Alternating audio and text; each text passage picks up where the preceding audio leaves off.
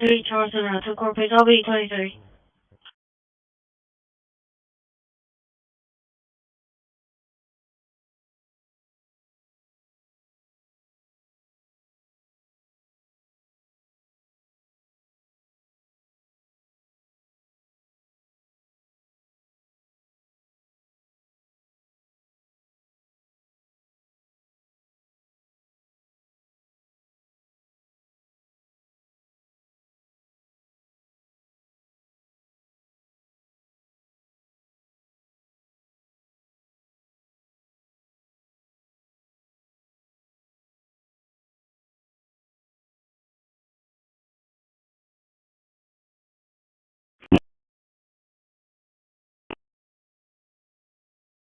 Placement scan complete.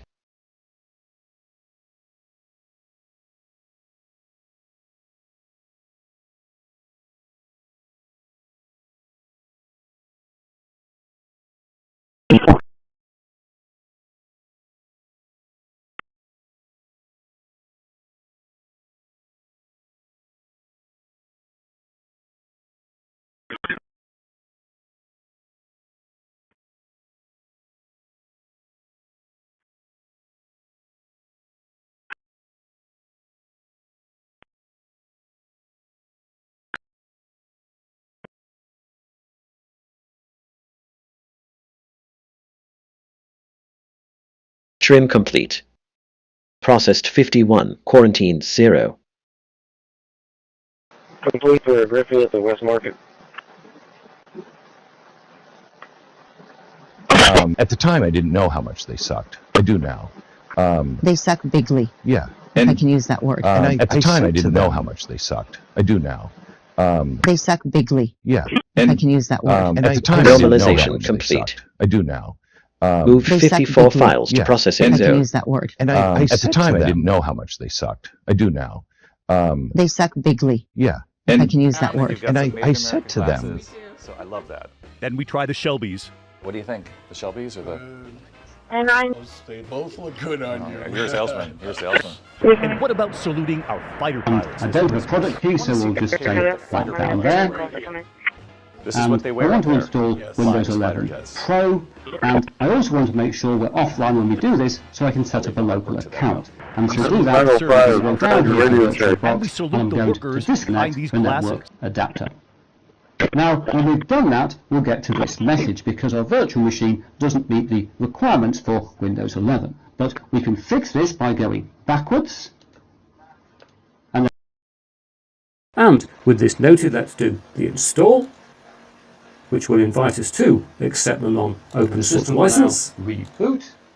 And there we go, all of the parts of VirtualBox that we need should now be installed. And if you're worried about selecting the right components, there is another way to do the installation, which I'll run through later in this video. Can be done here. But for now things are okay here, so let's go down to the menu and run up VirtualBox, which I think sets in administration, does it? Computer there is an video graphics card. We need to launch the driver manager to install the right drivers for the NVIDIA graphics card. Now, when we've done that, we'll get to this message, because our virtual machine doesn't meet the requirements for Windows 11. But we can fix this by going backwards. And Cover.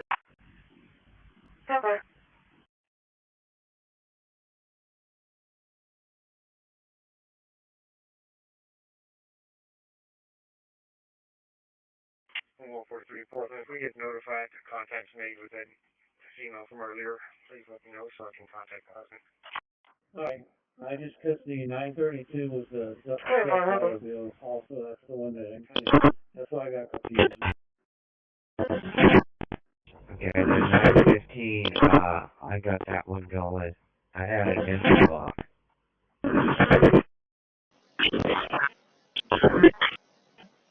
But you did take 932 off, right? I'm out to 932.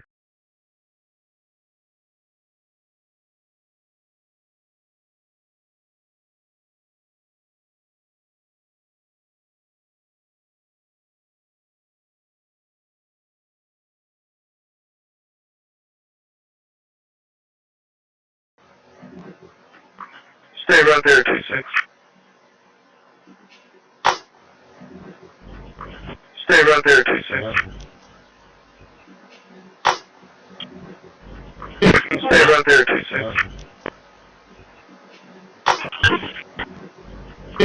Stay right there, 2-6.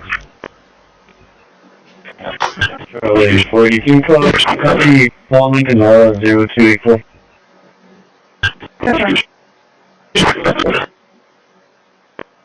Careful, let me know, stay in the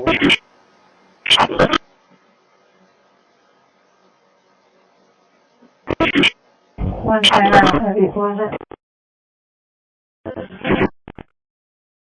That's for everyone on there. Heavy, big.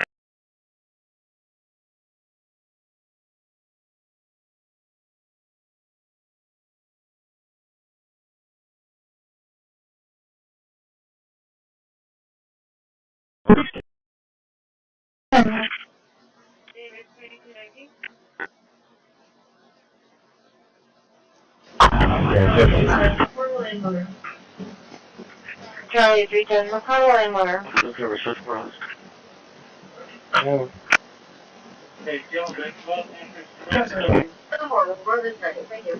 Radio Bob Alex. Hey, John, back him up, answer the train.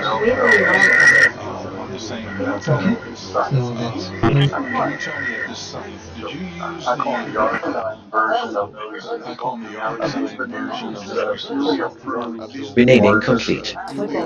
54 files renamed. Now been detained by police. Investigation of inappropriate relationship with a staff member. Michigan's athletic director said in a statement the conduct constitutes a clear violation of university policy, and UM maintains zero tolerance for such behavior. Memorial's head coach for 2 seasons. Database reorganized. LVC JSON generation complete with worded huge super workflow finished with full reorganization. On December 31st. 10-12, you open mic. You already got 38 heading that way? I'm getting them right now. Of subsidies expiring or not is not working for people. You've got to present a bigger vision, and I think the pox on both your houses is going to come up in those primaries. So, Carlos, let me get your take in talking to a White House official.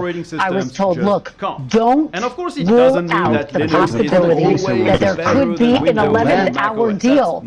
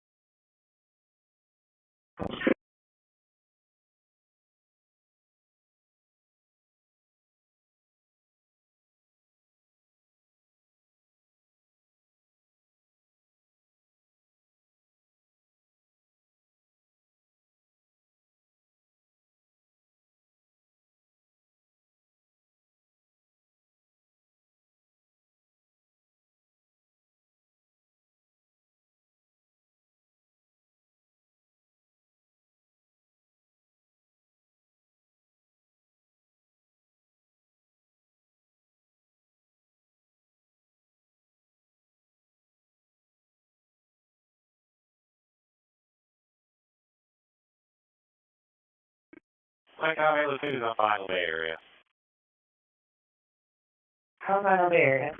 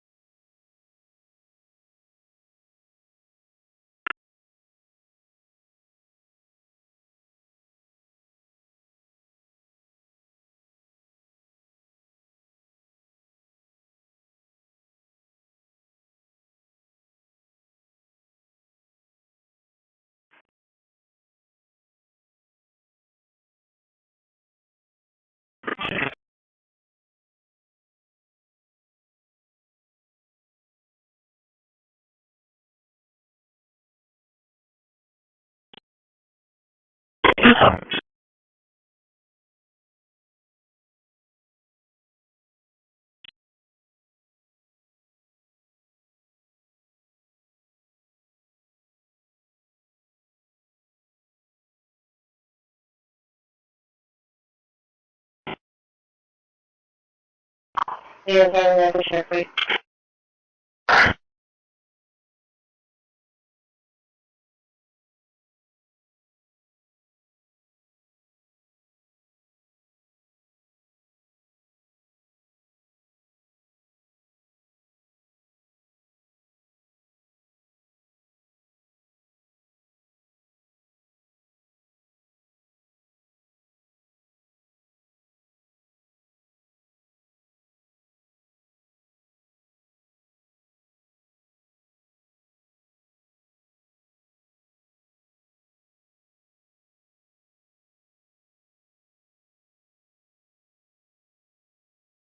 I copy low 206.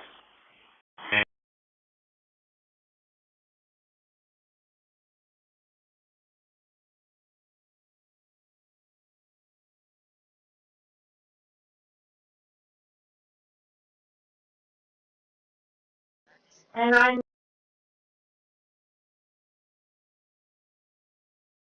Alright, careful, I'm moving to Old Plaza Road.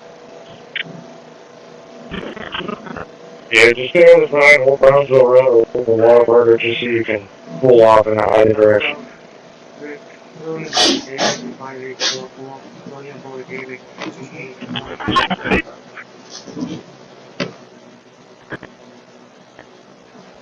never.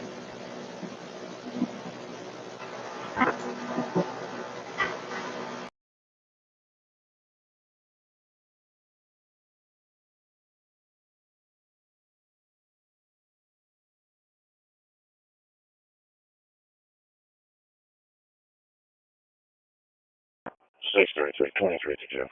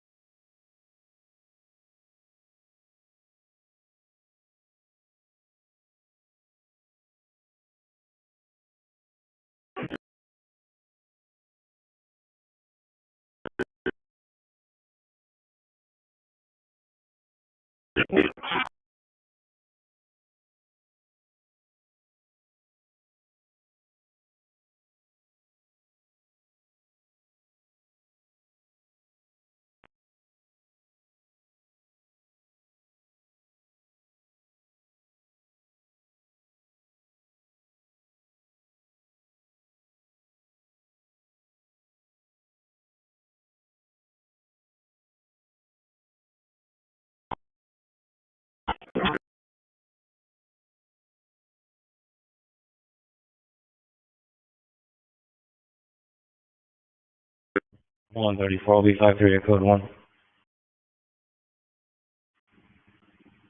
Never.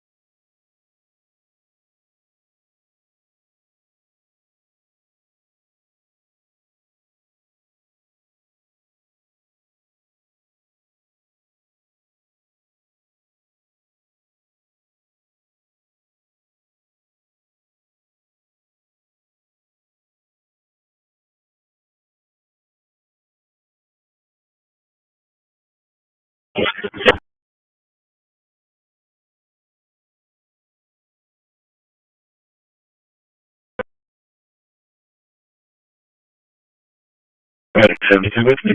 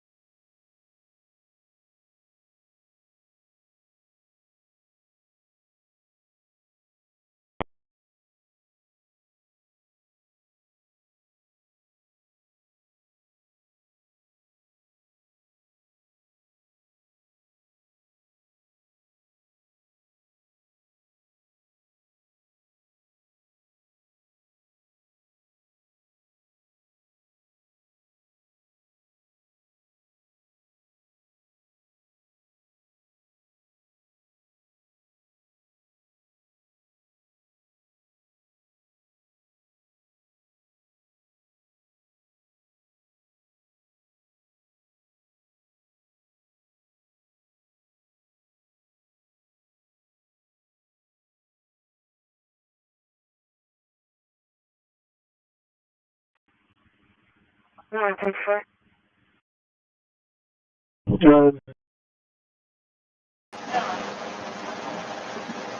I had a noise complaint off of Denver near North Bay Church. There'll be a motorcycle. Been around for about 15 minutes now. 10-4. Facing every zero dispatch. Semi. 10-4, At the time, I didn't know how much they sucked. I do now. They suck bigly. Yeah. If I can use that word. And I said to them, And I'm...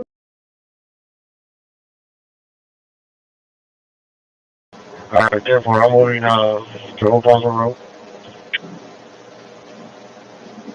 Yeah, just stay on the side, hold Brownsville Road, and the water burger just so you can pull off in either direction.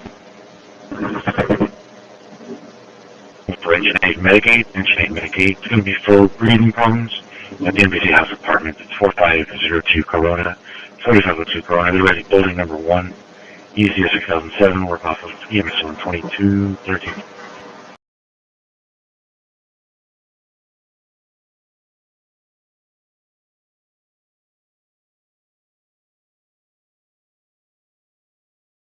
A recent kernel, recent drivers, so you should be able to run that on any computer without any problem. So to conclude on Cosmic and you should be able to run I love what they do. It is a fantastic first. So to conclude on Cosmic, it is still a first draft. I love what they've done. It is a fantastic first draft of the desktop. And you can clearly see that some stuff the applications animated as it should be. Some stuff is as smooth as it should be. Clearly see that some stuff is not animated as it should be.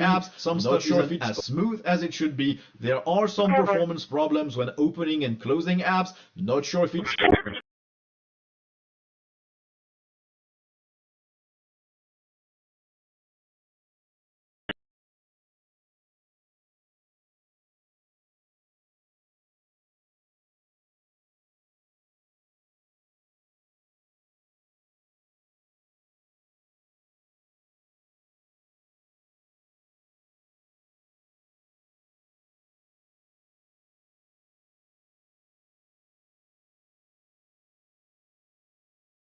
Okay, good.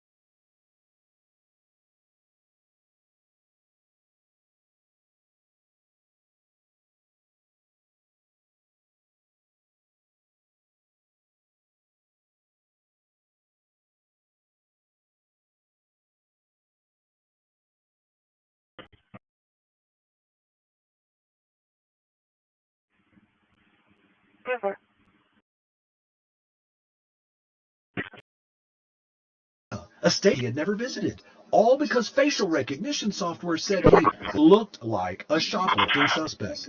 Or finally, Portia Woodruff, 8 months pregnant, falsely identified as a robbery suspect, hauled off in handcuffs in front of her kids. These are two edge cases. These are the canaries in the coal. If the system is both wrong and secret, then the people it hurts the most are the least able to fight back. So at this point you may be thinking, cool Jeff, fine. Now I'm terrified. What exactly? So to conclude on Cosmic and Pop OS, I love what they've done. It is a fantastic first draft of a desktop. It is still a first draft. The application applications are bare bones. The settings are very I love what they've done. It is a fantastic first draft of a desktop. It is still a first draft. The applications are bare bones. The settings are very bare bones. And you can clearly see that some stuff is not animated as it should be. Some stuff isn't as smooth as it should be. There are some performance problems with opening and closing apps. I'm not sure if it's OBS, but as I said, it also happens inside of virtual machines, so there might be something there, but it is a functional one.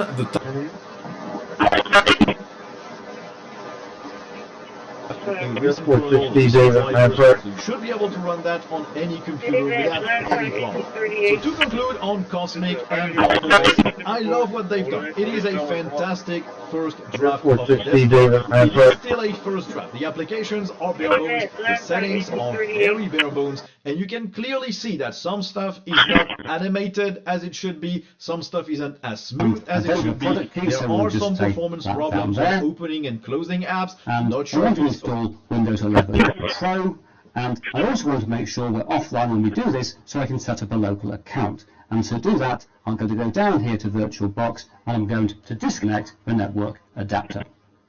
Now, when we've done that, we'll get to this message because our virtual machine doesn't meet the requirements for Windows 11. But we can fix this by going backwards. Is in Arial. If we go to the top there, you'll see the font has been substituted because it's not available. And similarly, this is Verdana, and this is a Comic Sans, and these aren't installed by default in Linux. But we can fix that, because if we close this down, I can go to and close that down as well. For now, we'll go to a terminal, and I'm going to type sudo apt install mstt core fonts and enter, and it'll ask for my password, which of course I have to. Linux Mint, this time installed on the computer. So I'll just log in, and here we are back on the desktop with a welcome wizard, and there's various things that can be done here, some of which I'll return to later in the video, but the critical one is that if you have an NVIDIA graphics card, and on this computer there is an NVIDIA graphics card, we need to launch the driver manager to install the right drivers for the NVIDIA graphics card. Reboot, and once again we're arriving in Linux Mint, this time installed. So I'll just log in. And here we are back on the desktop with wizard, and there's various things that can be done here, some of which I'll return to later in the video, but the critical one is that if you have an NVIDIA graphics card, and on this computer there is an NVIDIA graphics card, we need to launch the driver manager to install the right drivers for the NVIDIA graphics card. My time zone. I need to create an account. This is a local account. I'm not going online here. This is simply a local account on the computer, so I'll just set this up. The password there is fair. This is only a test system. And note, we do have an option here to log in. I'm going to leave things to require a password on logon. So we'll click on continue, and there we are.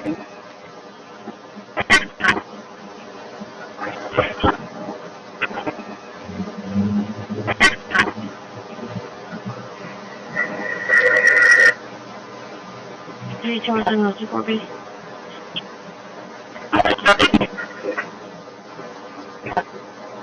Airport 60, David, transfer. I'll be 95 with the normal 355. I'll be around 040, Airport 60, David, transfer. 980. David, land time 1838. Never recording.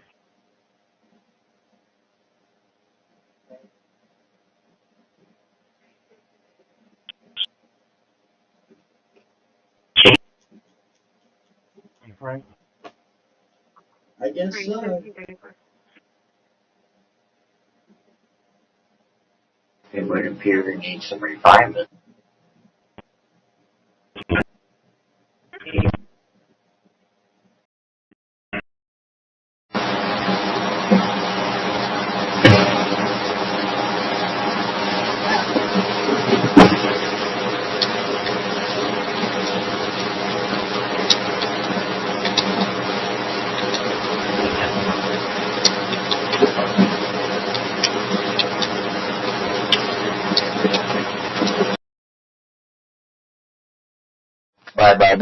Bye. Shut down. See you later. I'm on 25 12th Street, easy if there's a away.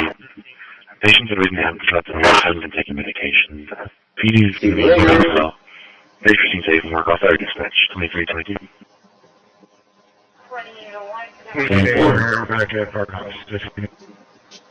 2303. And here we are back again, so let's relaunch VirtualBox. 2801, 1044. And if we select our Windows 10 virtual machine again, so let's settings, VirtualBox, USB. I have got USB select on Windows system, as you can see, and go to settings. If we click this little button here to add a USB, I have got a USB drive for the device system, as you can see here.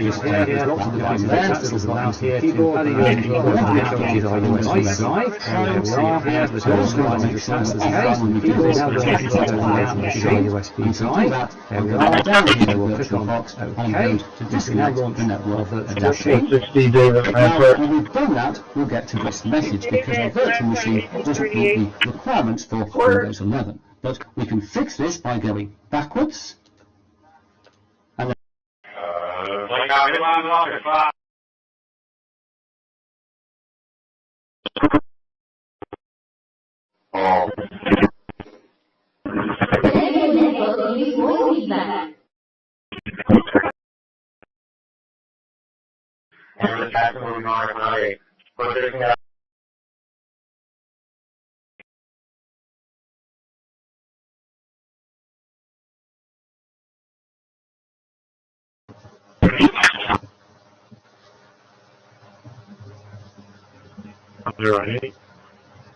Address is 8050 Marseille. That's 8050 Marseille.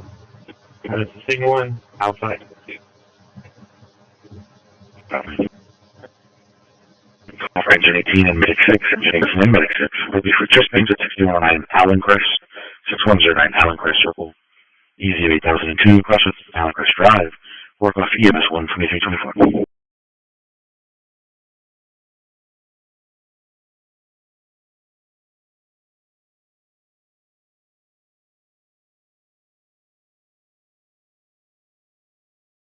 And 10A from your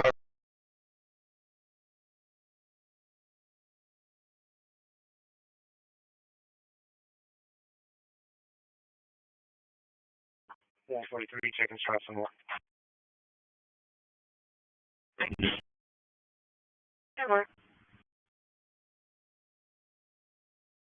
Yes, it's 27, 10-4.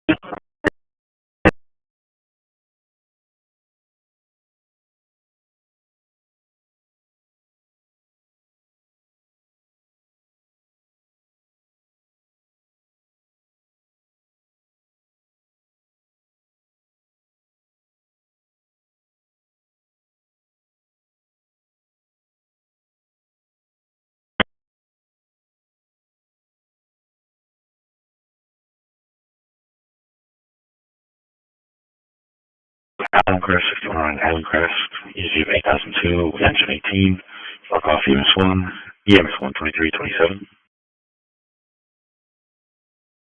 6220.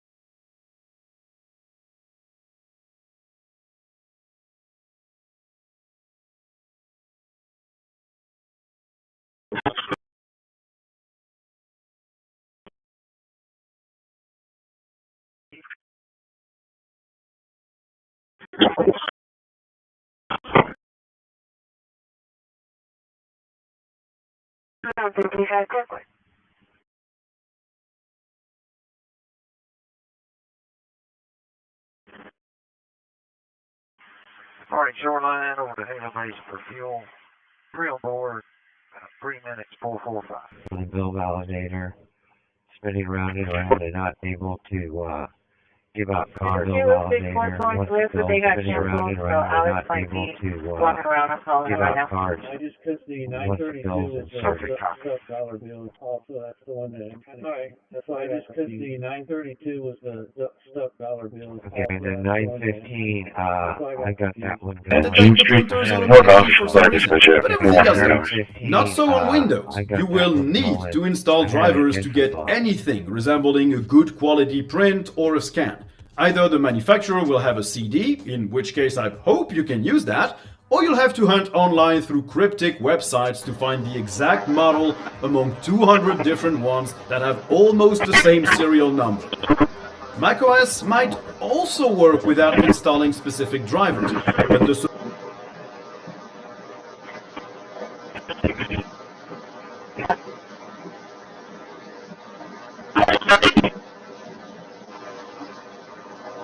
Airport 60, David, answer. David, last time 838. What's up?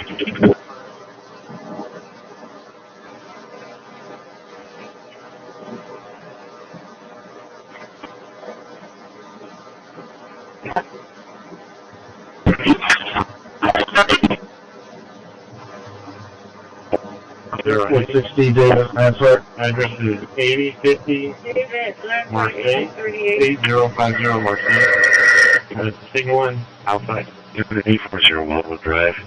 Easy 2011.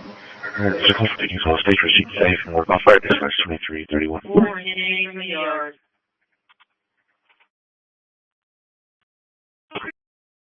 A recent kernel, recent drivers, so you should be able to run that on any computer without any problem.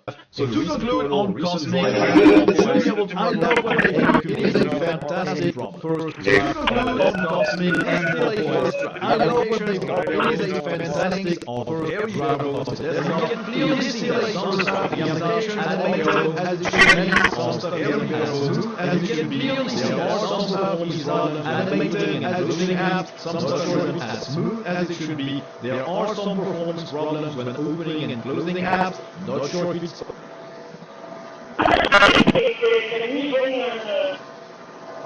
Airport 60 David Rampart. David, Rampart 1838. A recent kernel, recent drivers, so you should be able to run that on any computer without any problem. So to include on cosmic and should be able to run that on any fantastic first draft. To include on cosmic and the ideas where they go, it is a fantastic very draft of it. And you can clearly see that some stuff is animated as it should be, some stuff is very smooth as it should be. There are some stuff is animated as it can be, some stuff is as smooth as it should be. There are some performance problems when opening and closing apps. Not sure if it's...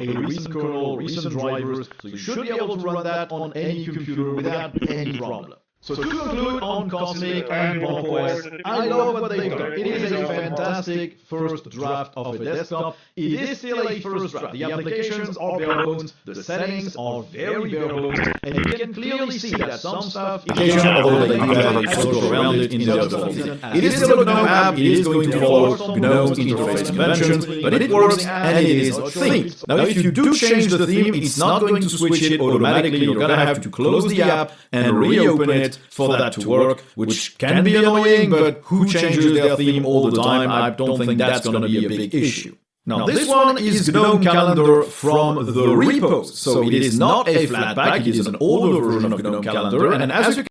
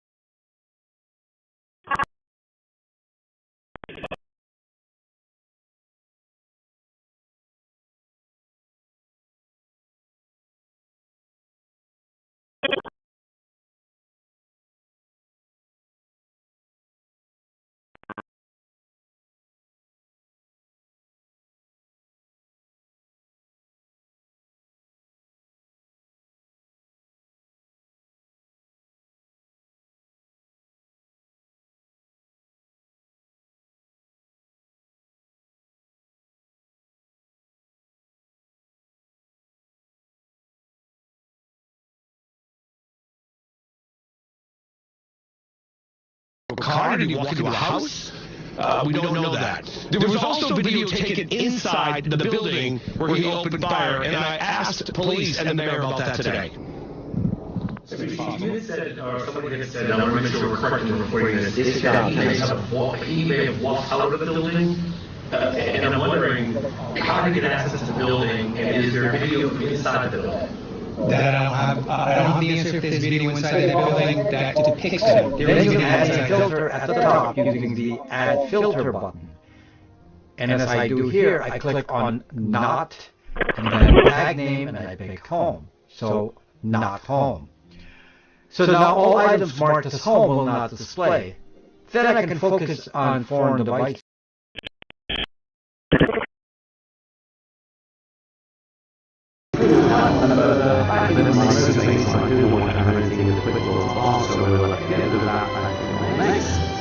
And finally, click on Install. And there we are. The VirtualBox is now installed on the system. We'll let it run as it wishes to, like that. Like this. And here we have the VirtualBox. Here. I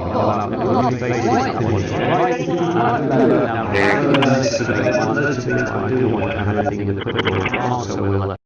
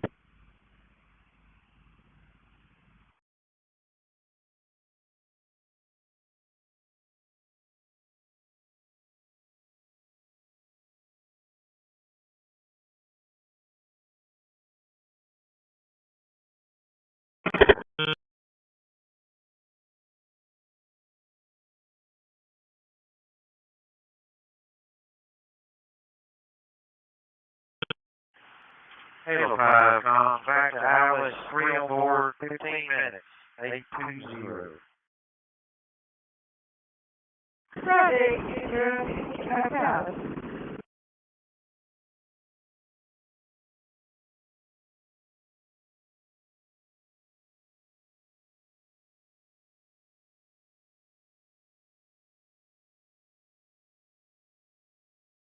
Excited about things that I could ask for. Valerie Castro, NBC News. When we come back, there's good news tonight about the special changer that lit up hundreds of people in this crowd. Excited about things that I could ask for. Valerie Castro, NBC News. When we come back, there's good news tonight about the special changer that lit up hundreds of people so every Saturday. At the time, they didn't know how to express joy. They suck bigly. Yes. And use that word. So often the good news doesn't get as much attention as the bad, so every Saturday we highlight the many people who spread joy and love, and these are just some of those stories.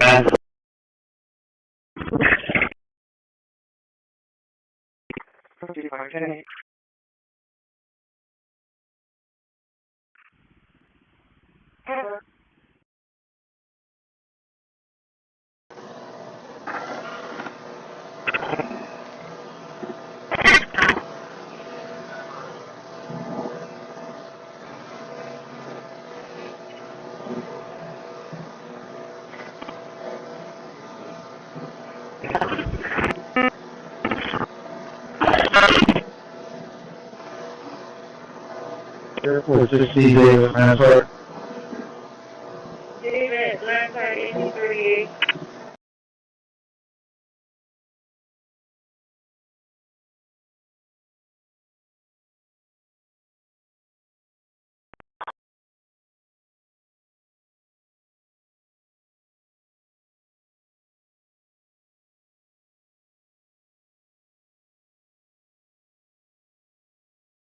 Wall 43, control off with it now.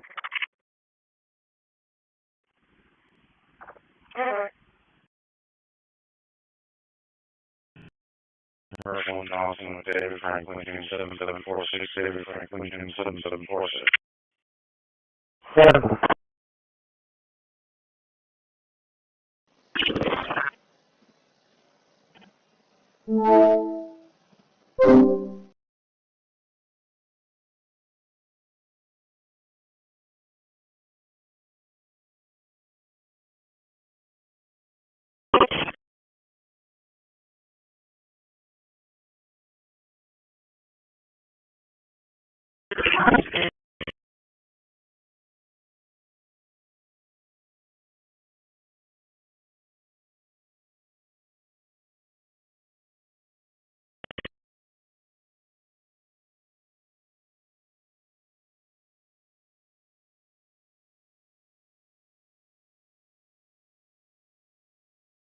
What?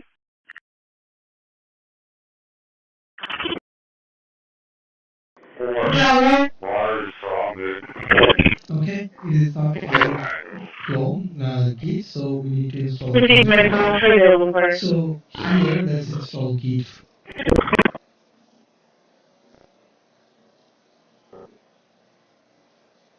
What if you do it?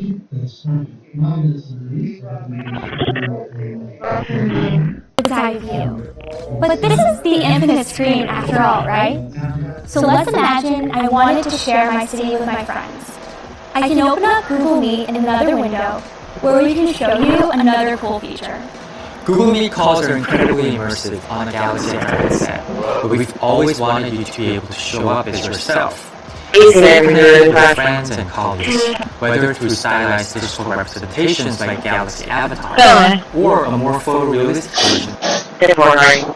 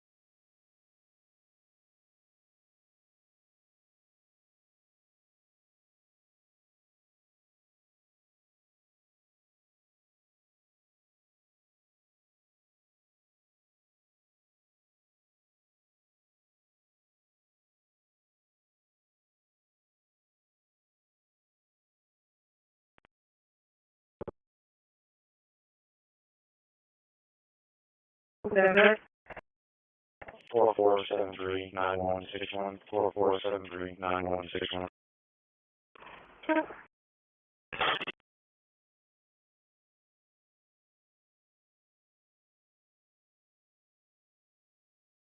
Okay, so we translate you over your legal side. Let's finish our fires 23. Not clear. Finish your turn confirmed. 42014 4 North color. Bridge to Monica, April 26th. Clear.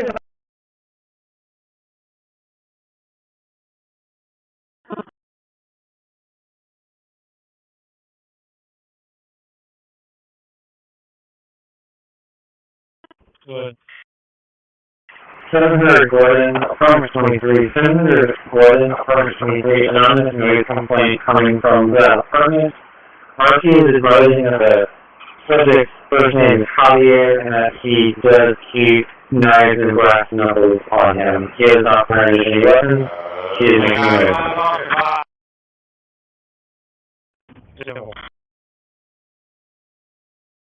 Oh.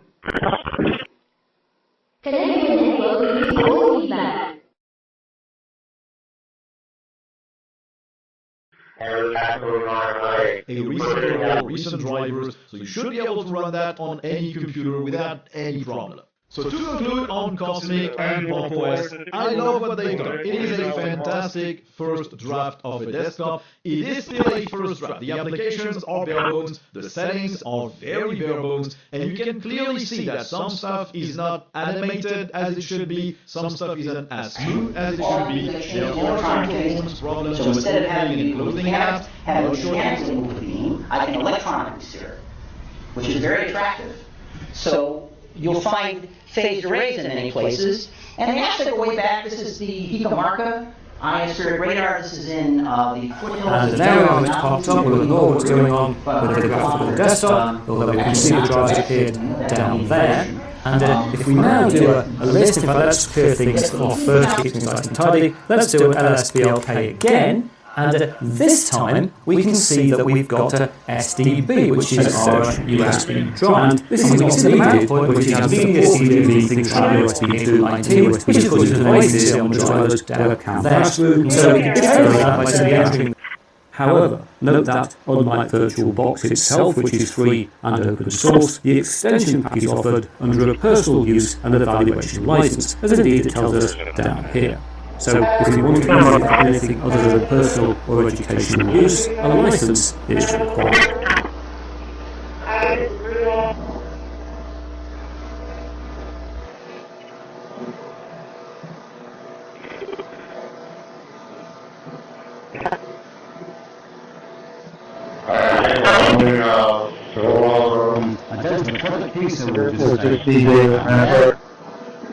And I want to go through Windows 11 Pro, and I also want to make sure that offline when we do this, so I can set up a local account. And to do that, I'm going to go down here to VirtualBox, and I'm going to disconnect the network adapter.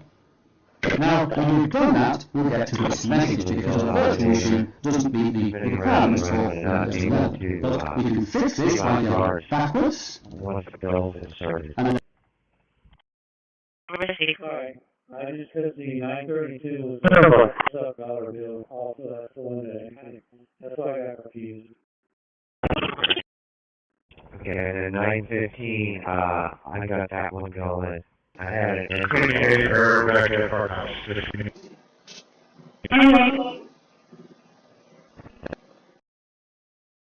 And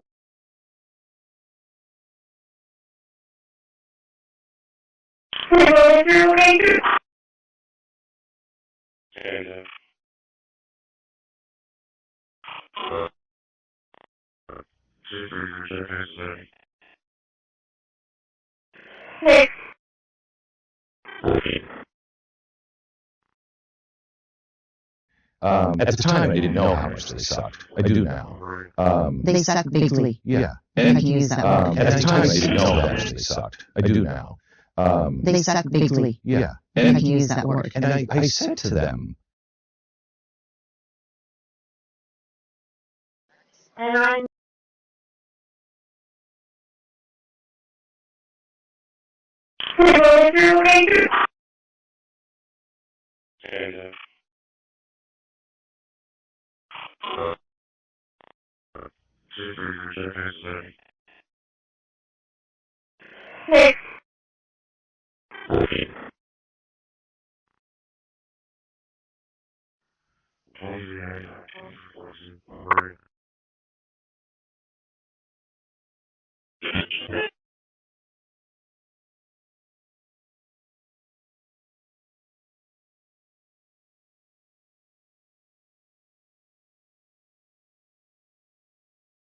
halten werden.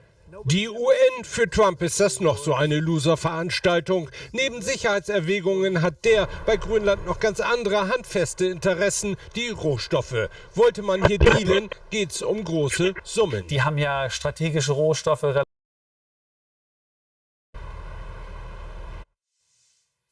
Die USA lassen nicht locker. Präsident Trump hält an seiner Annexion und seinen Besitzansprüchen von Grönland fest. Sein Außenminister Rubio kündigte daher für kommende Woche ein Treffen zwischen Dänemark und Vertretern des zum dänischen Königreich gehörenden, aber autonomen Landes Grönland an.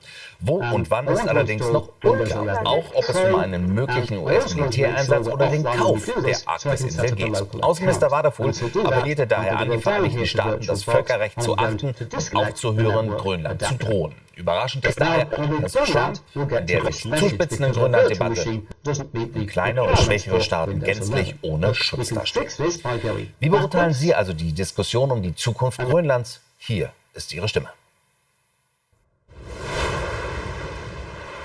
Also ich finde es eine Unverschämtheit, was der Trump hier sich leistet. Grönland gehört immer noch zu Dänemark und das soll auch dabei bleiben. Putin sagt alles rein und Trump genauso. Der will ja nicht nur Grönland, sondern er will ja Venezuela will er ja auch eigentlich gar nicht haben, sondern er will ja nur das Öl haben. Alles andere interessiert ihn nicht. Und die beiden sind einfach unmöglich. Also mit denen kann man überhaupt nicht verhandeln. Also ich würde sagen, Grönland ist eine Demokratie, gehört zu Dänemark und dabei soll es bleiben. Die NATO muss sich einigen mit Trump. Nicht, dass Amerika noch abspringt und aus der NATO rausgeht, dann ist für die NATO schlecht. Das muss ein Deal werden zwischen Europa und Trump. Und wenn das Geschäft hier vorhat, Grönland zu kaufen und das vernünftig geregelt wird für Dänemark und so weiter und die Allianz NATO deshalb weiterhin besteht, ist das in Ordnung. Donald Trump plant das Militärbudget der USA noch einmal kräftig zu erhöhen. Für das kommende Jahr verlangt der Präsident vom US-Kongress 1,5 Billionen $. Das ist eine Steigerung von fast 70%. Das sei zum Wohle des Landes nötig, so Trump. Er sprach von einer Traumarmee, die man mit dem Geld aufbauen könne. Diese Armee will Sicherheit und Schutz bieten, egal vor welchem Feind. Die USA geben schon heute weltweit mit Abstand am meisten Geld für ihr Militär aus. Und die USA setzen ihre Jagd auf Tanker der sogenannten russischen Schattenflotte auf allen Weltmeeren fort. Nach der Beschlagnahme eines Tankers im Nordatlantik gab US-Justizministerin Bondi bekannt, dass an Bord des Frachters nicht nur Öl aus Venezuela, sondern auch aus dem Iran gewesen sei. Die Besatzung des unter russischer Flagge fahrenden Schiffes werde strafrechtlich verfolgt, auch weil sie versuchte zu fliehen und sich den Anweisungen zu widersetzen. Inzwischen wurde bekannt, dass die USA mit Kriegsschiffen und U-Booten weiter auf der Jagd nach weiteren Tankern seien, die illegal Öl aus Venezuela transportieren sollen. Bilder eines russischen Senders sollen US-Helikopter kurz vor dem Zugriff zeigen. Wenig später beschlagnahmt das US-Militär den Tanker Marinera zwischen Island und dem Vereinigten Königreich. Der Grund? Der Verstoß gegen US-Sanktionen. Ende 2025 konnte der Tanker damals noch unter dem Namen Bella 1 trotz einer Blockade des US-Militärs die Gewässer vor Venezuela verlassen. Seitdem steuert er quer durch den Atlantik. Seit Wochen versuchen die USA, den Tanker festzusetzen, doch die Marinera ändert mehrfach den Kurs. Zusätzlich haben die USA einen weiteren Tanker in der Karibik unter ihre Kontrolle gebracht. Das staatenlose Frachtschiff Sophia soll illegalen Aktivitäten nachgegangen sein und wird nun zu weiteren Klärungen in die USA eskortiert. 2 Öltanker wurden über Nacht vom US-Militär beschlagnahmt, staatenlos oder sanktioniert. Denn die Quarantäne von Öl aus sanktionierten oder staatenlosen Schiffen wird fortgesetzt. Russland will den Tanker noch schützen, entsendet ein U-Boot und ein Kriegsschiff, doch die Spezialkräfte schaffen es wohl nicht schnell genug. Die Marinera steht seit 2024 auf einer Liste von durch die USA sanktionierten Schiffen, mit denen unter anderem iranisches Öl transportiert worden sein soll. Noch im August ankerte der Tanker im Iran. Doch er könnte auch eine viel heiklere Ladung transportiert haben. US-Geheimdienste gehen davon aus, dass statt Öl tragbare Flugabwehrsysteme russischer oder iranischer Bauart an Bord gewesen sein könnten, berichtet der Sender CBS. Zusätzlich soll sie Teil einer Schattenflotte sein, um westliche Sanktionen zu umgehen. Experten gehen von einer 4-stelligen Zahl an Tankern aus, die zur Schattenflotte gehören. Häufig unter falscher Flagge, in schlechtem Zustand und mit manipulierten oder ausgeschalteten Satellitensignalen. Bereits im Dezember setzten die USA den Schattentanker Skipper fest. Er soll mehr als 1 Million Barrel venezolanisches Öl transportiert haben, Berichten zufolge nach Kuba. Auch der chinesische Tanker Centuries wurde festgesetzt. Er fuhr unter der Flagge von Panama. Nun also 2 weitere Tanker. Russland teilte vor dem Zugriff auf der Marinera mit und beobachtete die Situation mit Besorgnis. Bei einer Razzia in Minneapolis, US-Bundesstaat Minnesota, ist eine Frau erschossen worden. Ein Beamter der Einwanderungsbehörde ICE feuerte während der laufenden Festnahmen auf eine 37-Jährige. Das Heimatschutzministerium gab an, die Frau habe versucht, die Beamten mit dem Auto zu rammen. Augenzeugen berichten, der Mann habe das Opfer durch die Scheibe erschossen, als diese versuchte zu fliehen. Der Bürgermeister von Minneapolis forderte den sofortigen Abzug der Mitarbeiter der Bundesbehörde ICE. Unmittelbar nach den Schüssen versammelten sich Demonstranten am Tatort. Unfälle durch Eis und Schnee sorgen zu Beginn des Jahres 2026 für mehr Andrang in den Krankenhäusern. Die aktuelle Wetterlage führe zu deutlich mehr Patienten in den Notaufnahmen, so die Deutsche Krankenhausgesellschaft. Gleichzeitig komme es vermehrt zu Atemwegserkrankungen, zum einen bei Patienten, zum anderen aber auch bei den Mitarbeitern, was den Krankenstand erhöht. All das zusammen führe zu einer spürbaren Mehrbelastung in den Kliniken.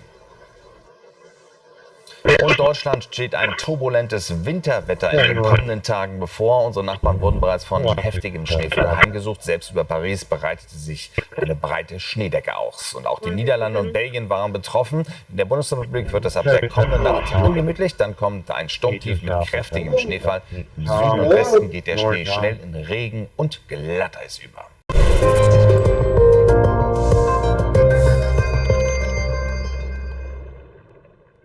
Morgen aus Berlin an diesem Donnerstag, den 8. Januar. Hier ist die Welt am Morgen. Der Druck auf Berlins regierenden Bürgermeister Kai Wegner wächst. Grund ist seine während des längsten Stromausfalls in der Nachkriegsgeschichte in der Hauptstadt. Werden die Rücktrittsforderungen an den CDU-Politiker lauter. Wegner hatte bei uns in Welt TV zugegeben, dass er am vergangenen Samstag, also dem ersten Tag des Blackouts, Tennis gespielt hatte, statt sich um das Krisenmanagement zu kümmern. Die Opposition in Berlin schäumt. Allerdings heißt es auch aus den Reihen des Koalitionspartners SPD, der Regierende habe die Zehntausenden Betroffenen im Stich gelassen und gelogen. Ab 8 Uhr muss sich Wegner zusätzlich seiner CDU-Fraktion in einer außerordentlichen Sitzung stellen. Mehr von Deborah Nebich. Am Mittwochvormittag gibt es für Kai Wegner noch Grund zur Freude. Er kann das Ende des Stromausfalls verkünden, der Zehntausende Berliner bei Minusgraden mehr als 4 Tage ohne Strom, Heizung und zum Teil auch ohne Handynetz ließ. Doch Samstagmittag, als die Dimension des Blackouts längst absehbar war, viele Berliner sich um Schlafmöglichkeiten bemühten und Pflegeheime ohne Strom blieben, spielte der regierende Bürgermeister für 1 Stunde Tennis. Rechtfertigt sich im Weltinterview, er habe seit dem Morgen telefoniert, eine Pause gebraucht. Ja, dann habe ich von 13 bis 14 Uhr Tennis gespielt, weil ich einfach den Kopf frei kriegen wollte. Ich war die ganze Zeit erreichbar, auch als ich Tennis gespielt habe, das Handy auf laut gestellt, bin danach sofort zurückgefahren und habe weitergearbeitet. Doch zuvor hatte Wegner ein anderes Bild gezeichnet, behauptet, er habe sich von zu Hause rund um die Uhr um das Krisenmanagement gekümmert, telefoniert, sich in sein Büro eingeschlossen. Kritik ist also vorprogrammiert, vor allem weil in Berlin im September Wahlen zum Abgeordnetenhaus und damit auch die des regierenden Bürgermeisters anstehen. Für die Opposition ist Wegners Tennisgeständnis also gefundenes Fressen. Also ich bin ziemlich fassungslos, muss ich wirklich sagen. Kai Wegner hat um 8 Uhr erfahren, dass die Berlin eine der größten Krisen und Städte, die schon lange da waren, 45.000 Haushalte waren ohne Strom in dieser Eiseskälte, dass man dann eigentlich sagt, man sperrt sich ins Büro ein und kümmert sich um diese Krise und danach kommt raus, dass man sich nicht eingesperrt hat, sondern dann auch Tennis spielen gegangen ist. Das ist, ja, das würde ich immer sagen, dass wenn man die Kriterien für die Regierenden anlegt, das dem nicht entspricht. Man kann ja durchaus nachvollziehen, dass man mal irgendeine Aufmerksamkeit braucht, gerade wenn man eine Verantwortung trägt. Aber dass man in so einer Lage die Situation nicht richtig einschätzt und dann auch die gesamte Öffentlichkeit, wirklich die gesamte Öffentlichkeit belügt, das schlägt dem Fass wirklich den Boden aus. Und das kann nur eine Konsequenz haben und die heißt Rücktritt, sofort. Rücktrittsforderungen gibt es auch aus der Bundespolitik. So twittert FDP-Politiker Wolfgang Kubicki, ein regierender Bürgermeister, der in einer Notlage zum Kopffreikriegen Tennis spiele, sei nicht mehr haltbar.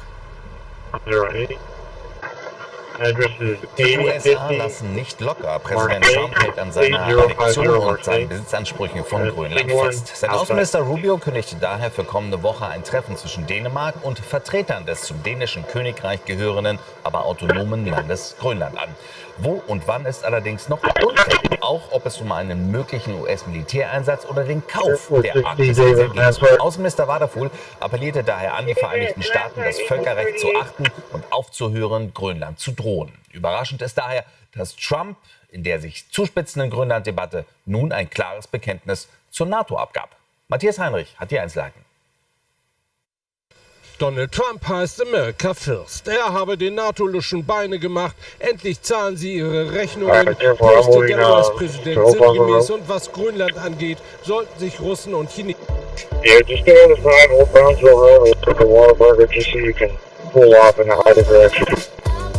Auto, Abo, Fin. Schon ab 149 € im Monat. Dass die NATO für uns da wäre, wenn wir sie wirklich brauchten. Jeder hat das Glück, dass ich unser Militär während meiner ersten Amtszeit wieder aufgebaut habe und damit weitermache. Wir werden immer für die NATO da sein, selbst wenn sie nicht für uns da sind. Dass Dänemark bei einer Grönland-Invasion mit dem Ende der NATO gedroht hat, spielt für den US-Präsidenten offiziell keine Rolle. Trump sei nicht der erste Präsident, der Grönland unter Sicherheitsaspekten betrachtet, sagt die Sprecherin. Allerdings das Weiße Haus prüft nun Optionen. Der Präsident war sehr offen und klar, dass er es im besten Interesse der Vereinigten Staaten sieht, russische und chinesische Aggressionen in der Arktisregion abzuschrecken. Deshalb spricht sein Team derzeit darüber, wie ein möglicher Kauf aussehen könnte.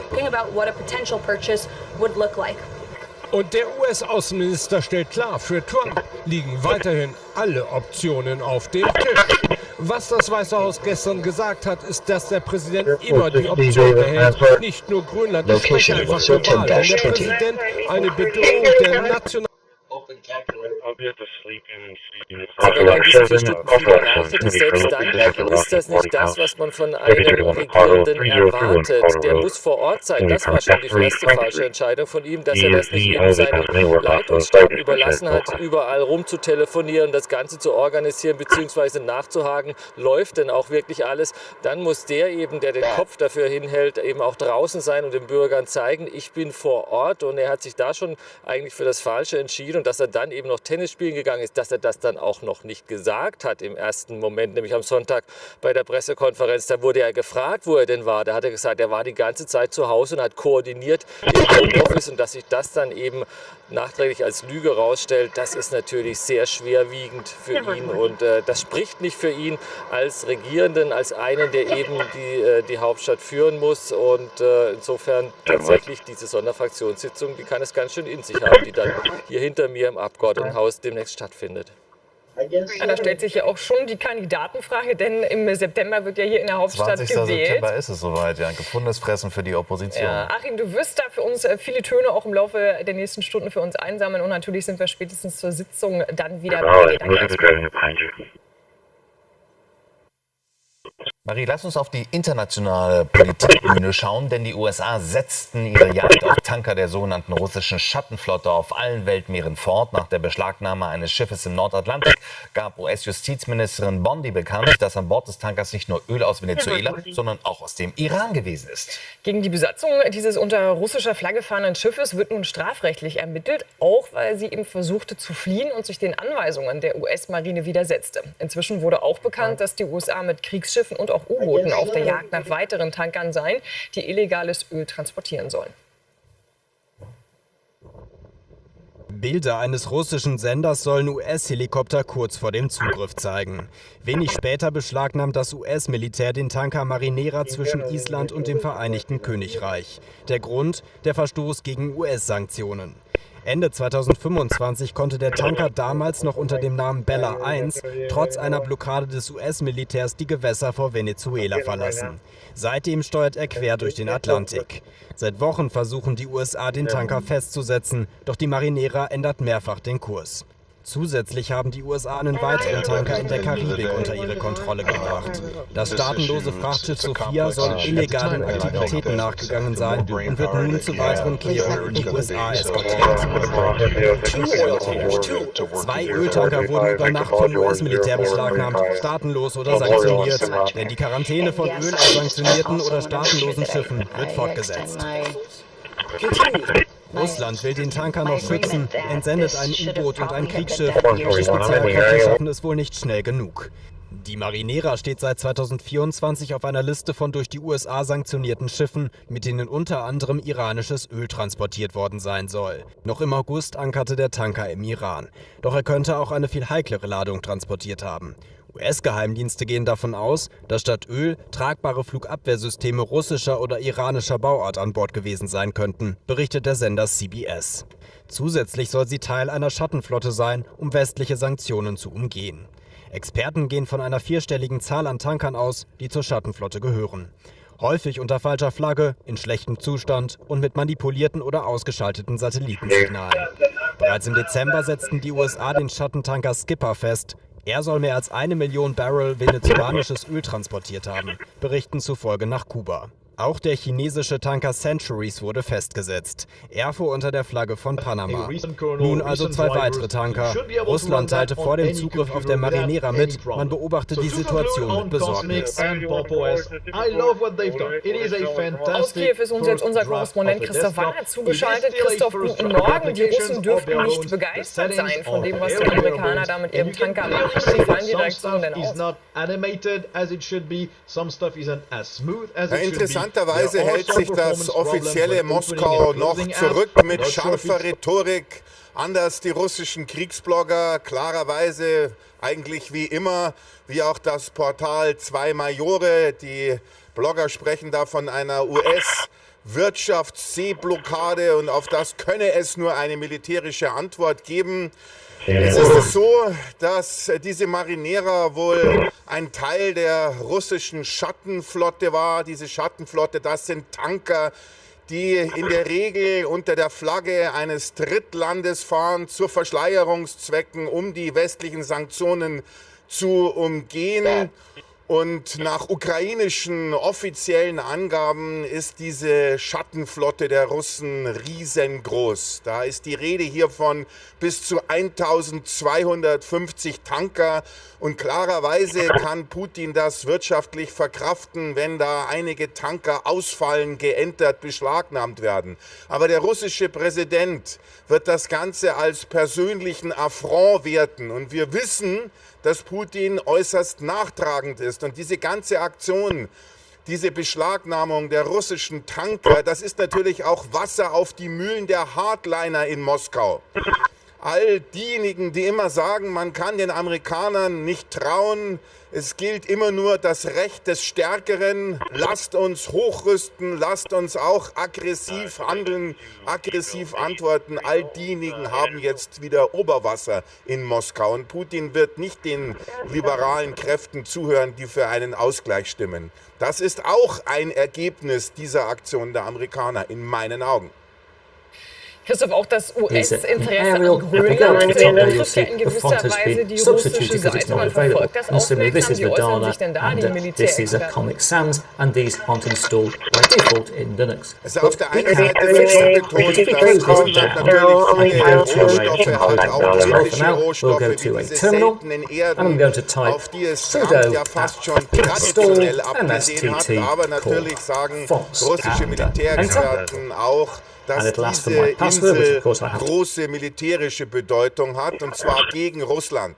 Juri Fedorov hat da gestern eine große Übersicht gemacht, dieser Kreml-kritische russische Militärexperte, über den ich oft spreche, und er sagt, Murmansk auf der Kola-Halbinsel, das ist ein Ort, wo auch die russische Nordmeerflotte stationiert ist nicht weit weg von Grönland, ca. 2000 Kilometer. Und das könnte natürlich auch ein Ziel der Amerikaner sein, die ganzen Stützpunkte Murmansk, Severamorsk, Vidyaeva, Snezhnagorsk, wie sie alle heißen, größte militärische Bedeutung für Russland, und Grönland ist praktisch um die Ecke. Das heißt, man kann da Mittelstreckenraketen aufstellen, wenn es sein muss, dann die russische Nordmeerflotte auch bekämpfen. Und dann, wenn man sich das anguckt, eine Meerespassage südlich von Grönland. Das Ganze heißt GIOC-Lücke auf Deutsch. Das ist ein Akronym, steht für Grönland, Island, United Kingdom, also Vereinigtes Königreich, Großbritannien. Und da müssen die russischen Atom-U-Boote durch, da müssen die großen russischen Kriegsschiffe durch, wenn sie nach Westen wollen. Und das kann man natürlich, wenn man Grönland besitzt, Grönland kontrolliert, auch ganz gut im Schach halten, all diese Bewegungen. Und dann auch die russischen Atomwaffen, sollten sie gezündet werden, die Interkontinentalraketen, fliegen über die Arktis, also auch Grönland ist ein Teil des Ganzen. Auch da kann man dann Luftabwehrsysteme installieren. Und dann kam die Frage des Moderators an Juri Fedorov, ja, aber das kann man doch auch alles machen, wenn Grönland weiterhin zu Dänemark gehört, und da kann man sich doch mit den Leuten dort arrangieren und all das militärisch installieren, über das ich gerade gesprochen habe. Und dann hat Fedorov gesagt, ja klar, aber jetzt geht es eben um Trumps Ego. Er will zeigen, dass Grönland unser ist, also amerikanisch ist. Er will da punkten bei seinen Wählern. Und dann kam auch der Vergleich mit Putin.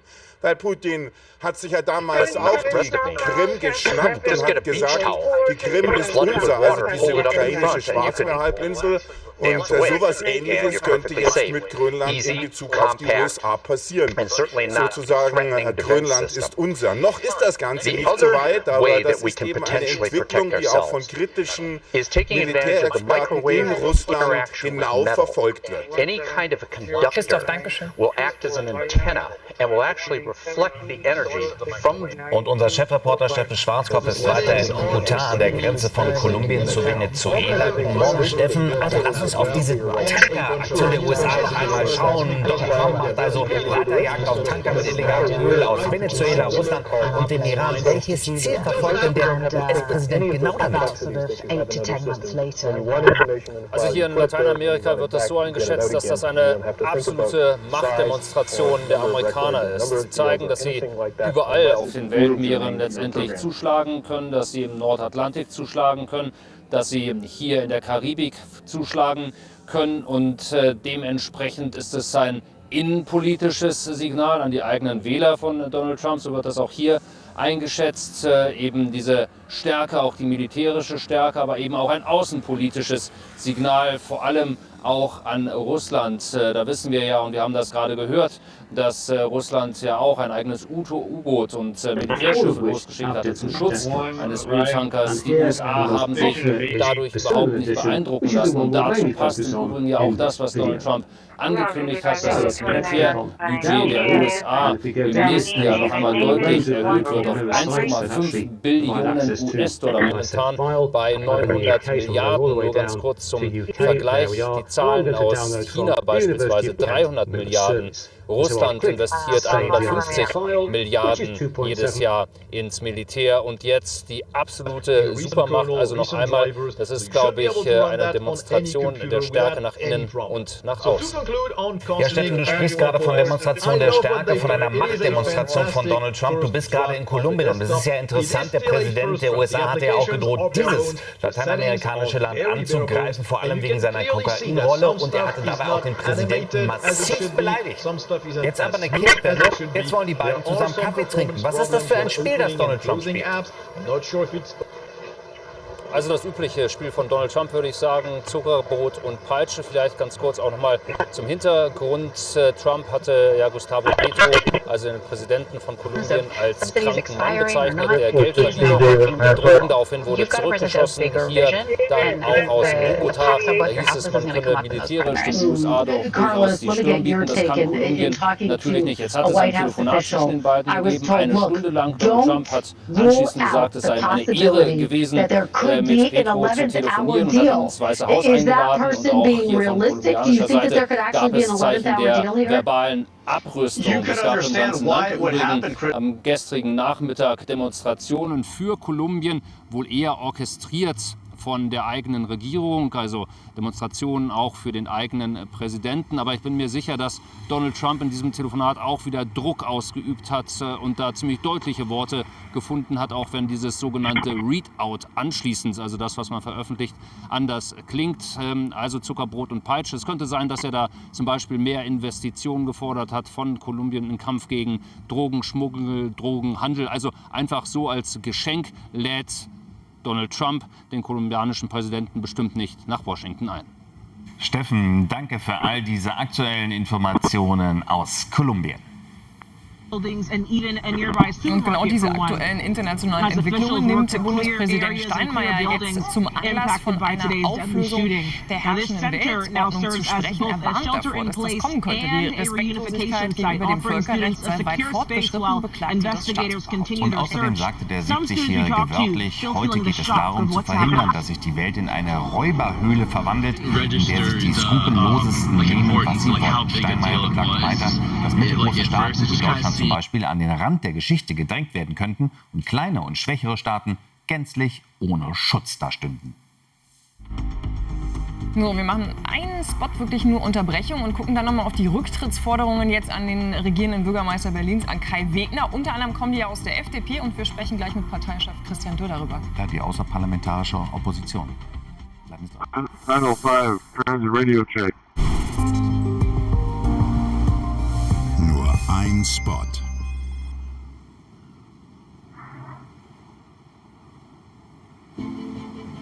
Wer außergewöhnlich reisen möchte, bucht nicht irgendwann, sondern jetzt. Denn jede Reise beginnt mit der Vorfreude auf einzigartige Erlebnisse. Handverlesene Reisen, kuratiert für Anspruchsvolle. HarperCloud Cruises. Früh entscheiden, exzellent reisen.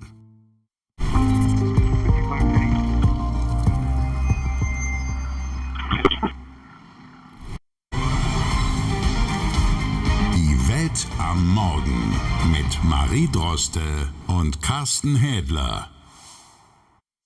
Und da sind wir schon wieder. Guten Morgen. Ja, die Rücktrittsforderungen an den regierenden Bürgermeister Berlins Kai Wegner werden immer lauter. Warum? Er hat auch hier bei uns gestern Abend im Weltstudio bestätigt, dass er eben gerade am Samstag, als dieser Stromausfall in Berlin nach dem Terroranschlag massiv losgegangen ist, dass er da nachmittags sich Zeit genommen hat, um Tennis zu spielen. Viele regt vor allem auch hier in der Hauptstadt auf, dass er darüber gelogen hat. Ja, das ist genau das Problem. Also er hätte ja gerne Tennis spielen können, aber er hat ja gesagt, er war die ganze Zeit im Homeoffice und hat intensiv telefoniert und hat damit Krisenmanagement gemacht. Aber wie gesagt, das hat sich nicht bestätigt und das ist genau das Problem. Und selbst der Koalitionspartner von der SPD hier in Berlin kritisiert nun den regierenden Bürgermeister. Und wir dürfen nicht vergessen, am 20. September diesen Jahres wird in Berlin gewählt. Ja, sprechen wir darüber. Uns jetzt zugeschaltet ist Christian Dürr, der Vorsitzende der FDP. Herr Dürr, guten Morgen. Guten Morgen, Herr Dürr. Guten Morgen, Frau Droste. Guten Morgen, Herr Dürr.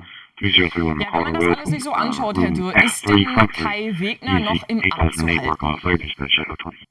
Er ist es nicht, aber man muss genau fragen, warum eigentlich. Sie haben es gerade schon erwähnt, er hat gelogen. Er hat die Unwahrheit gesagt und das ist in einer solchen Krise immer das Falscheste, was man tun kann. Und ich glaube, es hat auch eine Vorgeschichte. Es geht in Wahrheit nicht nur um den Blackout. Es war war Kai Wegner bisher ein erfolgreicher Bürgermeister in Berlin. Er ist angetreten, um die Schulen besser zu machen, um das Autofahren in Berlin leichter zu machen. Und beim Thema Schulden, da ist Berlin ja jetzt ganz vorne mit dabei. Da erinnert mich manchmal auch an die Unwahrheit, die Friedrich Merz im Wahlkampf im Nachhinein gesagt hat. Wenn er ein erfolgreicher Bürgermeister gewesen wäre, der sofort am Samstag einen Fehler eingestanden hätte, die Menschen hätten es ihm verziehen. Das Gegenteil ist der Fall. Er ist unerfolgreich mit seiner Regierung in Berlin. Er hat die Wahlversprechen reihenweise nicht gehalten, wenn ich an das Autofahren denke. Ich bin ja öfter mal in Berlin. Wenn man mit Menschen spricht, was die Schulen betrifft und die Infrastruktur, Stichwort Blackout. In Berlin sollen Bäume gepflanzt werden auf Geld der Steuerzahler. Stattdessen hätte man besser in die Infrastruktur investiert. Also er ist absolut unerfolgreich und lügt dann auch noch in einer Krise. Ich glaube, Herr Wegner ist nicht zu halten. Das Ganze als ein Vogelschritt. Man muss es, glaube ich, im Zusammenhang betrachten. Herr Dürr, was bedeutet das jetzt aber auch für das politische Klima in Berlin? Ja, die Umfragen sehen ja auch ein Kopf-an-Kopf-Rennen zwischen Linkspartei und CDU. Am 20. September wird gewählt. Hoffen Sie dann von der FDP, dass Sie da auch Profit draus schlagen können? Im Moment sind Sie ja bei 3%. Also Sie sind im Moment nicht im Berliner Abgeordnetenhaus vertreten und werden es vermutlich auch im September nicht sein. Like watching 3D movies, playing games, aber ich will getting mal work ausdrücken done. an der Stelle. On the other, you have lightweight AI glasses providing all-day wear, Terrorismus with keine quick klare access to Kante zieht bisher. information. Denken wir beispielsweise And in an the die middle, Hamas-Demonstration, the auch devices that blend the Antisemitismus two. in Berlin. We Also in already Berlin use an hätten, wenn man das ecosystem of so sehen devices, würde, from dann hätten sie die Auswahl zwischen denjenigen, die zumindest klammheimlich sich darüber freuen, wird so ein Blackout ist, das waren ja Linksterroristen, die das gemacht haben, und jemanden, der in einer Krise versagt.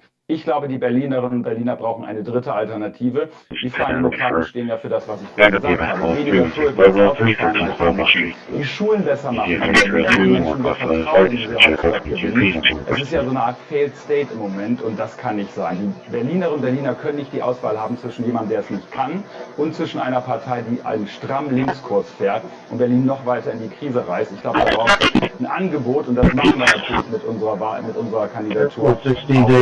Herbst diesen Jahres. Ein Angebot, was Berlin wieder erfolgreich macht und solche Krisen am besten gar nicht erst aufkommen lässt. Herr Dürr, aber nochmal bei der CDU auch zu bleiben und sagen Sie, Herr Wegner ist nicht zu halten. Das kann man ja erstmal beziehen auf das Amt des Regierenden, aber würden Sie der CDU denn auch raten, ihn noch als Kandidaten auch für die Abgeordnetenhauswahl im September, sind ja nur noch 9 Monate, auszutauschen? Wenn man die Wahl verlieren will, dann wird Herr Wegner Kandidat bleiben. Wenn man erfolgreich sein will, dann muss man die Kandidaten aufsetzen. Er ist eben aus 2 Gründen unglaubwürdig geworden. Ich habe es gerade gesagt. Und ich glaube, Fehler kann man machen in der Politik. Ich glaube, Menschen verzeihen das auch. Aber wenn man vorher schon Wahlversprechen reihenweise gebrochen hat und dann noch Fehler nicht in der Lage ist zuzugeben, dann sind wir in der Situation, in der Herr Wegner heute ist. Und deswegen sage ich, er ist nicht zu halten. Ich kann mir gut vorstellen, dass in der CDU darüber gesprochen wird, ob er in Wahrheit noch kandidieren kann. Das ist das Problem. Von jemandem, der nicht in der Lage ist, die Hauptstadt und jemand, der dann noch in einer furchtbaren Krise für viele Zehntausende von Menschen in Berlin die Unwahrheit sagt, das passt nicht zusammen aus meiner Sicht. Christian Dürr, der Bundesvorsitzende der FDP, im Gespräch bei Welt TV. Herr Dürr, wir danken Ihnen für das Gespräch. Vielen Dank. Ich danke Ihnen. So, und wir schauen noch einmal in die USA, denn Beamte der US-Einwanderungsbehörde ICE haben im Einsatz eine Frau erschossen. Der Vorfall ereignete sich in der Stadt Minneapolis. Nach Angaben der Polizei saß das Opfer in ihrem Auto. Als sich ein ICE-Beamter zu Fuß näherte, fuhr die Frau angeblich los, worauf der Mann dann schoss. US-Präsident Trump sprach in dem Zusammenhang von Selbstverteidigung des Beamten. Politiker vor Ort widersprachen jedoch dieser Darstellung und es gab auch direkt schon Demonstrationen dort auf den Straßen. Bist du vorbereitet? Also ich bin morgen hier. Carsten meint das Wetter wahrscheinlich, ne? Bist du sicher, dass du da bist? Also, ja, ach, das wird schon. Nimmst du dir ein Hotel hier um die Ecke oder wie? Nein, aber es ist wirklich so ein bisschen was unruhig. Wollen Sie eigentlich sagen, die beiden? Ja, weil da rollt ja wirklich was auf uns zu. Unsere Nachbarn, die wurden ja bereits von heftigem Schneefall heimgesucht, selbst über Paris. Und das ist schon relativ ungewöhnlich. Breitete sich gestern eine dicke Schneedecke aus. Und auch die Niederlande und Belgien waren extrem betroffen. Bei uns in Deutschland wird es ab der kommenden Nacht ungemütlich werden. Dann kommt nämlich ein Sturmtief mit Schneefall. Im Süden und Westen geht der Schnee schnell in Regen und Glatteis über. Wahrscheinlich hier in Berlin bekommt man mal eine richtig schöne Schneedecke. Naja, und es ist jetzt ehrlich gesagt schon, ich bin die letzten beiden Tage schon ein bisschen wie die Kuh auf dem Eis unterwegs gewesen, denn die Gehwege sind wirklich schlecht geräumt und so stellen es auch die Kliniken fest. Musst du mal andere Schuhe anziehen und mit High Heels rumlaufen, ne? Und Unfälle durch Schnee und Eis, die haben nämlich zu Beginn dieses Jahres für wirklich ordentlich Betrieb in den Krankenhäusern gesorgt, denn deutlich mehr Patienten kamen in die Notaufnahmen. Das teilte jetzt auch die Deutsche Krankenhausgesellschaft mit. Gleichzeitig komme es vermehrt zu Atemwegserkrankungen, zum einen bei Patienten, aber auch zum anderen bei den Mitarbeitern, was auch den Krankenstand erhöhe. All das zusammen führt zu einer spürbaren Mehrbelastung in den Kliniken. Bringen wir ein bisschen mehr Sachlichkeit jetzt hier auch rein.